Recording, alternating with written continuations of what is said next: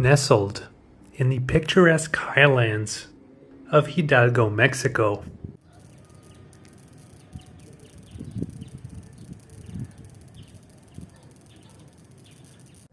lies the charming town of Mineral del Monte, often referred to as Real del Monte. Mineral del Monte's history is intricately woven with its mining legacy.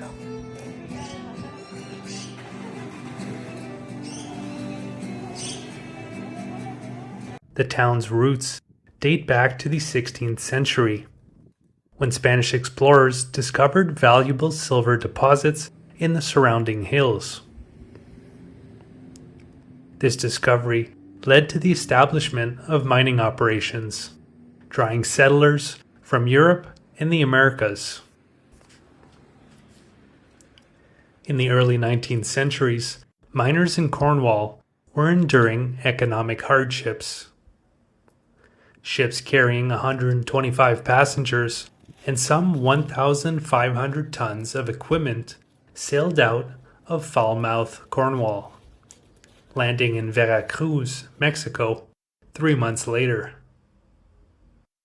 The treacherous 500-kilometer trek inland killed about half of the miners, as well as their family members, many succumbing to malaria and yellow fever. Those who made it settled in Pachuca and Real del Monte. Beginning in 1824, Cornish miners and English investors came to invest and work in the mines here. Some of them founded the Compañía Real de Monte y Pachuca. Mexico's remaining Cornish community represents a largely forgotten immigrant story. The majority of the immigrants to this region came from Cornish mining areas of Camborne, Redruth, and Gwennap. The Cornish/English workers and their technology revitalized the silver industry here, and miners' remittances sent back home helped to build the Wesleyan Chapel in Redruth in the 1820s.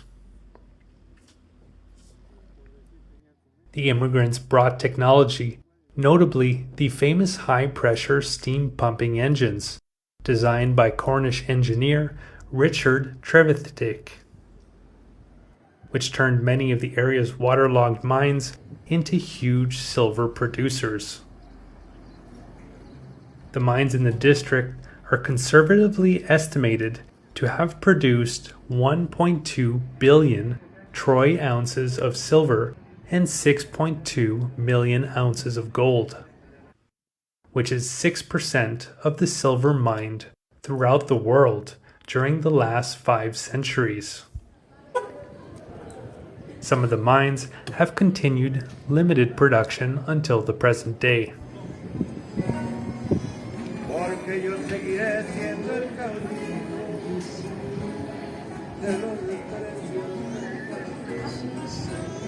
The native Mexican Amerindians were often enslaved to work in the mines. In addition, Africans were imported to replace Indian slaves. The Real del Monte 1766 strike is considered by many to be the first real labor strike in North American history.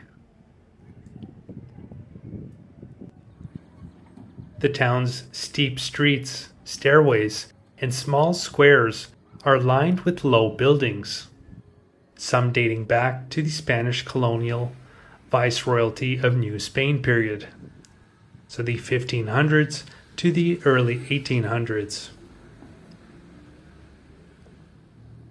The older houses, with high sloping roofs and chimneys in the town, show the 19th century Cornish and English influence. The Cornish firm that ran the Real del Monte Pachuca mines between 1824 and 1848 employed 350 Cornish miners. And when the mines were in full operation, the municipality was once the richest in the state. One of the leading personalities in 19th century Mexico mining was Francis Rule from Camborne, Cornwall, known as El Rey de la Plata, the Silver King. His rule left a mark on the Pachucan cityscape, with civic generosity to his adopted homeland. His opinion could be a barometer for the rise and fall of mining shares. He became very wealthy from his numerous mining interests in the district. One was the Santa Gertrudis mine, which by 1898 was one of the most productive in the state of Hidalgo.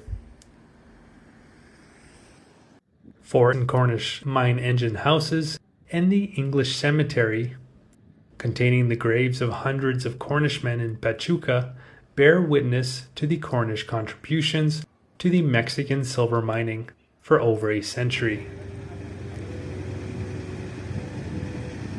Mineral del Monte was named a Pueblo Mágico by the federal government for its unique historical qualities, aesthetics, and traditions. But Mineral del Monte is more than just a town. It's a living testament to Mexico's mining heritage and a captivating blend of architectural styles and cultures. As you explore its cobblestone streets, admire its colonial buildings, and immerse yourself in its history, you'll find yourself transported to a time when the clinking of pickaxes and the gleam of precious metals shaped the destiny of this enchanting town. So I hope you enjoyed that video. I have many more videos of this part of Mexico in the playlist that is linked in the description below this video. You'll also find a link to another playlist of when I bicycled through Mexico. That was part of a larger trip, bicycling through Latin America. I've also bicycled through Eastern Africa and Central and Eastern Europe, and I have playlists for all those countries that I've bicycled through available on this very same YouTube channel, Hum of the Earth.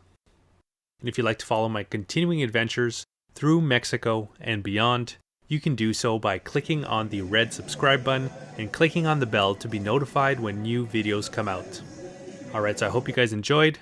Have a good one.